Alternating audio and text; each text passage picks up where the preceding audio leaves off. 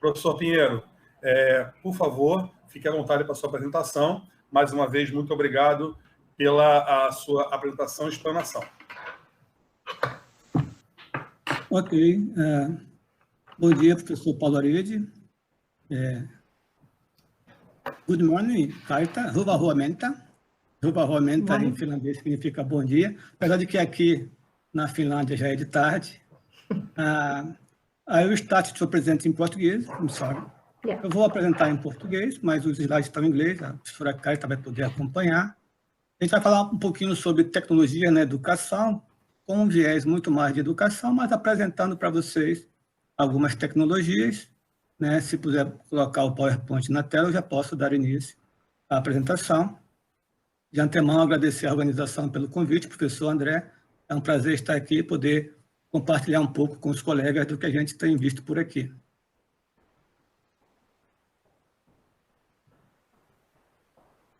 Bem, vamos falar um pouco sobre tecnologia na educação, mas eu queria começar falando sobre evolução. Por que a gente precisa de novas tecnologias? Porque o ser humano ele evolui, né? E ele evolui, inclusive, para hoje, né, algo que nós chamamos de geração online, né? Eu tenho um sobrinho de 3 anos de idade, que ele tem Facebook, ele tem WhatsApp, ele tem Instagram, e ele consegue mexer no telefone. Ele não sabe ler ainda, mas ele consegue mexer no telefone, utilizar, assistir vídeo, um monte de coisa. Então, realmente, hoje nós temos uma geração que nasce dentro da tecnologia. Claro, não são todos, muitos estão alijados desse processo, mas que têm uma relação muito forte com isso. E, nesse sentido, a gente pensa como que precisa essa evolução. Então, para quem tem um pouquinho mais de idade, assim que nem eu, deve lembrar da época do rádio, né? Eram bem grandões, né? A comunicação, as tecnologias foram melhorando, então veio a televisão, a preto e branco, colorida, TV ainda com tubo, né? Hoje você tem uma TV smart fininha, né? Com tecnologia LED, que você tem acesso a tudo. E isso num espaço aí de 30 a 40 anos. Ou se você olhar para o telefone celular, que hoje é um equipamento multiuso, multiplataforma, que tem tudo dentro dele, né? A tecnologia que tem a TV, o telefone, a gravação, a filmadora, o rádio, o despertador, tem tudo. E de vez em quando você até usa ele como telefone também, se precisar. Mas e a educação? O que evoluiu nas tecnologias de ensino e aprendizagem nos últimos 50 anos? Será que nós ainda estamos, talvez, vendo muito, né? Não sei se esse ano, porque é um ano bem atípico, mas vamos pegar como base ano passado. A gente não consegue ainda ver muito aulas desse tipo, né? Do famoso CUSP-Giz, ou hoje, né? Pincel e quadro branco. Por que isso? Porque o professor ele tende a ensinar da maneira como ele aprendeu. A gente tende a reproduzir aquilo que nós aprendemos. E nós aprendemos, meus 50 anos, né, com tecnologias um pouco mais antigas. Então, há necessidade de você estar revigorando os seus conhecimentos com o uso de novas tecnologias de informação e comunicação. Por quê? Porque isso traz o que nós chamamos de um gap de habilidades, de conhecimentos entre o mundo real e a sala de aula. Então, se você pegar um intervalo de 10 anos, aqui no gráfico de 2017 a 2027, você vê que tem um crescimento muito rápido das novas tecnologias. Em 10 anos, você tem tecnologias que deixam de existir, né? Se você pegar aí sobre, por exemplo, mídias sociais, né? Quem é um pouco mais velhinho que nem eu, né? Vai lembrar que tinha o Orkut, né? E hoje nós já temos o Instagram, o Facebook. Então, assim, as tecnologias mudam muito rapidamente. Mas a educação ela é mais lenta. Então, em 10 anos, o que você está ensinando em sala de aula começa a ficar antigo, começa a ficar um conhecimento ultrapassado. E isso gera um gap, gera um distanciamento entre o que se ensina em sala de aula e o que, de fato, aquele estudante precisa para a sua vida no mundo real, né? Para desenvolver a sua cidadania, para arrumar um emprego, e etc. Esse gap ele pode ser minimizado utilizando um pouco a tecnologia. E por que nós temos que fazer esse uso da tecnologia ou inovar na educação? E hoje, senhores, nós estamos preparando estudantes para empregos que ainda não existem. tem que preparar ele para um emprego que ainda vai existir lá na frente, para usar tecnologias que sequer foram ainda inventadas, ou para resolver problemas que nós nem sabemos que ainda são problemas. Quem ia imaginar, em 2020, uma pandemia do tamanho da pandemia que estamos vivendo agora? Então, muito mais importante do que aquele conteúdo que se passa é como que você prepara ou forma o aluno para que ele consiga estar apto a perceber novos desafios e nesse novo desafio, nessas novas habilidades que ele precisa ter para desenvolver a sua vida como pessoa, como trabalhador, mas como pessoa principalmente, né? É isso que nós temos que formar, são esses nossos desafios. E aí nós temos uma série de novas metodologias, né? Novas, talvez algumas nem tanto, aprendizagem baseada em projeto, aprendizagem baseada em problemas, design thinking, sala de aula invertida, educação híbrida, e-learning, e tantas outras que nós, algumas chamamos de metodologias ativas, que são importantes e necessárias. E aqui vem um ponto que eu acho que é crucial. Usar as tecnologias sem mudar a metodologia de aprendizagem é repetir o mais do mesmo. Então, se o professor dar uma aula no quadro que ele dá há 20 anos, e agora, como tem pandemia, tem que ser online, ele simplesmente pega uma câmera, filma aquela aula dele no quadro ensinado e reproduz aos alunos, embora ele tenha usado alguma tecnologia, ele não mudou em absolutamente nada a sua forma de ensinar, porque não melhorou em nada para os alunos a forma de aprender.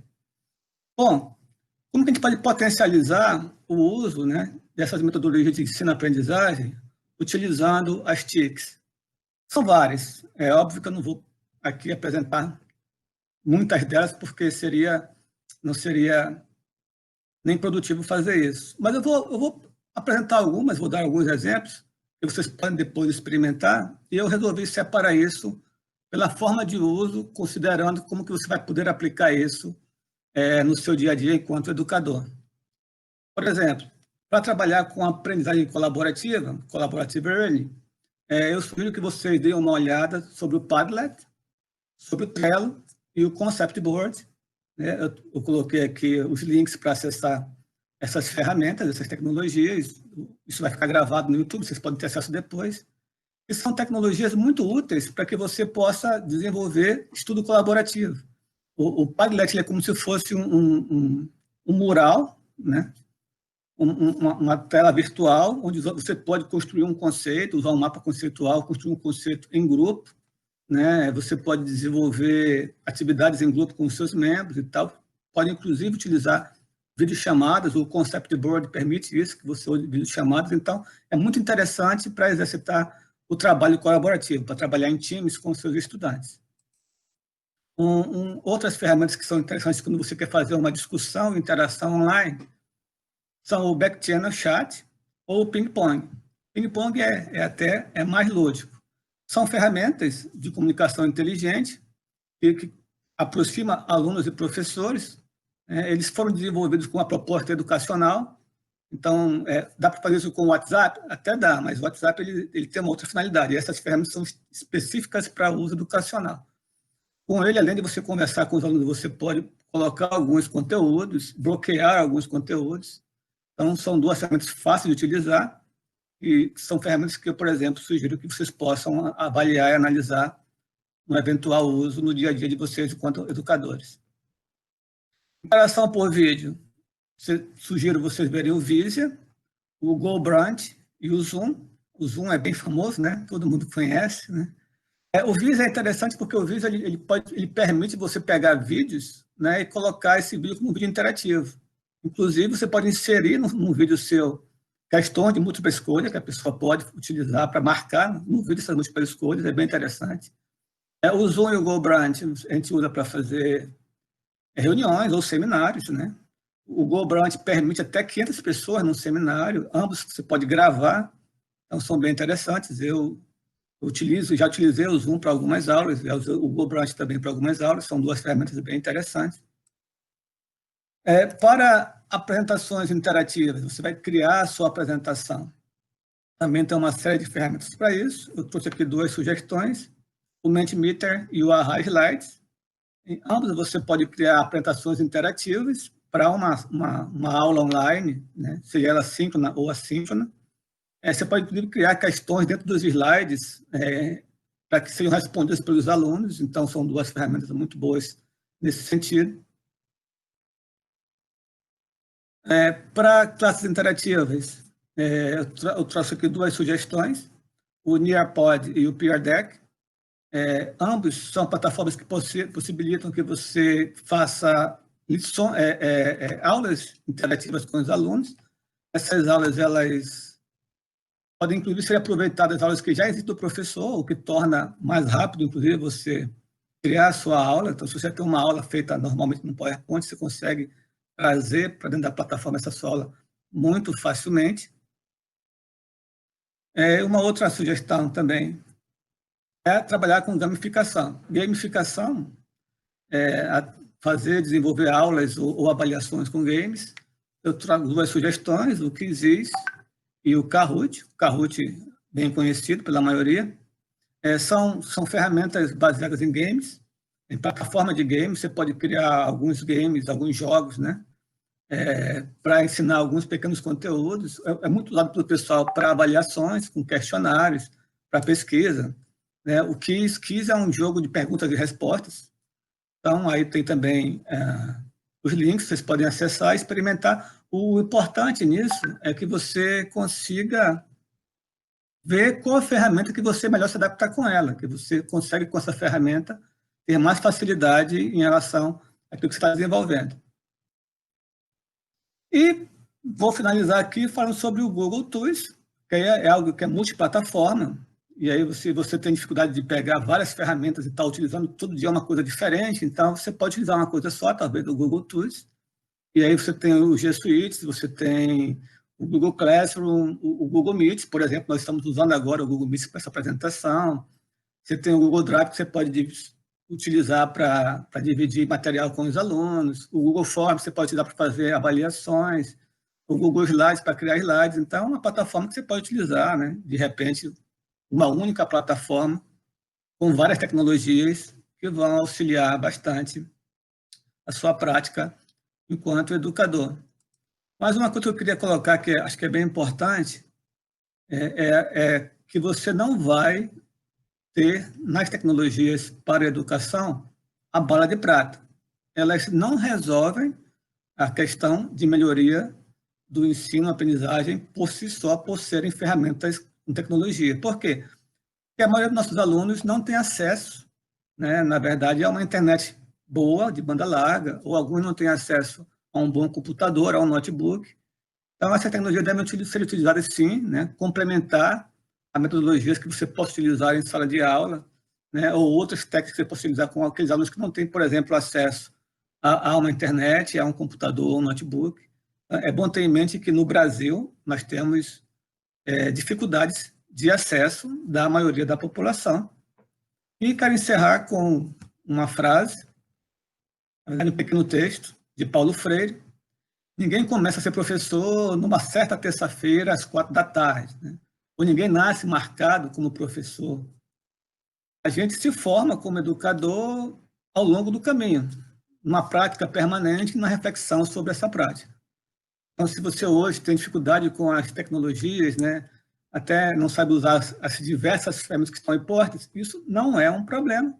Isso é uma oportunidade de que você possa, então, agora começar a ter conhecimento sobre essas ferramentas, aos poucos, e aprendendo a utilizá-las e, da maneira certa, potencializar com isso a sua prática docente. Muito obrigado pela atenção e fico à disposição, professor Paulo Aride, para eventuais perguntas ao final. Você sentiu alguma dificuldade em usar essas novas tecnologias? E se teve dificuldade, qual seria? E como você tentou sanar isso, por favor? Ok, Paulo, essa é uma pergunta interessante. Particularmente, até eu não tive muitas dificuldades. Eu tenho uma formação na área de engenharia e computação. O que me preocupa são os professores de outras áreas que nunca utilizaram ou mesmo não viram uma série de tecnologias, muitas vezes sem os recursos disponíveis para isso. Então, eu vejo hoje professores com até um certo heroísmo, né? Tendo que aprender de um dia para o outro a usar uma ferramenta para poder produzir uma aula online. utilizando de recursos, inclusive, próprios, né, em casa, da sua internet, do seu computador, alguns investindo em alguns equipamentos como iluminação. Então, talvez aquilo que a gente não treinou os professores nos anos atrás, como sugeriu bem a professora Caeta, que o segredo é formar bem os professores, nós estamos tendo que aprender tudo de uma vez só, face à atual situação da pandemia. Eu acho que, para os professores, de maneira geral, não é tão simples esse uso das tecnologias por ter uma falta de uma formação anterior, ou por o Estado, né, ou as escolas, também as privadas, de maneira geral, não terem preparado para isso. Os docentes, nós estamos tendo que meio que trocar o pneu com o carro andando, né? Acho que hoje essa é a sensação que todos nós, educadores, temos ao termos que nos adaptar a essas novas tecnologias para o novo cenário que hoje se apresenta.